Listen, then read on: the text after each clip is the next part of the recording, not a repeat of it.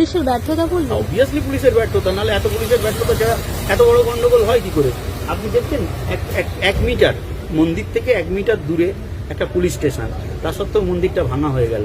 এটা কি সম্ভব আপনার মনে হয়? পুলিশের ব্যর্থতা ছাড়া এটা কি হতে পারে? পুলিশও তো মার খেয়েছে রীতিমতো। পুলিশ তো মার খাবেই। তারা যখন কন্ট্রোল করতে পারছে না, রাজনৈতিক নেতাদের দলদাস হয়ে গেছে, তখন তো কিছু করার নেই।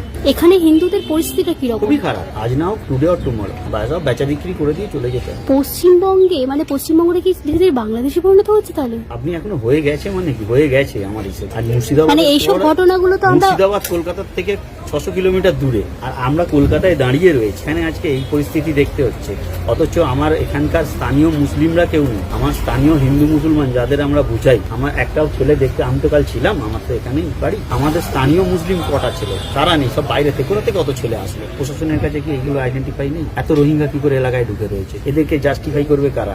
আপনি তো তাদেরকে জানতে পারবেন। আপনি শুনেছেন কোনোদিন এখানে ধরপাকড় হয়েছে রোহিঙ্গা বলে 4 জনকে অ্যারেস্ট করা হয়েছে? শোনেননি। অথচ এখানে হাজারে হাজারে ঘুরে বেড়াচ্ছে। এর জন্য দায়ী কে? প্রশাসন।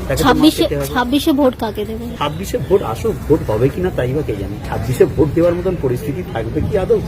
আমার তো মনে হয় না। আচ্ছা, বাংলাদেশে যেরকম ঘটনাগুলো, যেখানে বাংলাদেশে আমরা দেখেছিলাম হিন্দুরা বিপন্ন, এটা তো পশ্চিম বাংলা, এটা তো ভারতের মধ্যে, ভারতের অন্তর্গত। তাতে কি হয়েছে? আমাদের খবর তো আমরাই করেছি। আর আমি না হোক, ও না হোক, আপনি না হোক, কেউ একজন তো পাসপোর্ট গুলো করে দিয়েছে, কেউ একজন তো আধার কার্ড করে দিয়েছে, সামান্য অর্থের বিনিময়ে তো সব করে দিয়েছি, আমরাই তো করেছি। হয়তো আপনি করেননি, আমি করিনি, বাট সামহাউ কেউ তো করেছে। এই দায়িত্বটা কে নেবে? এই দায়িত্বটা তো আমাদেরই নিতে হবে না।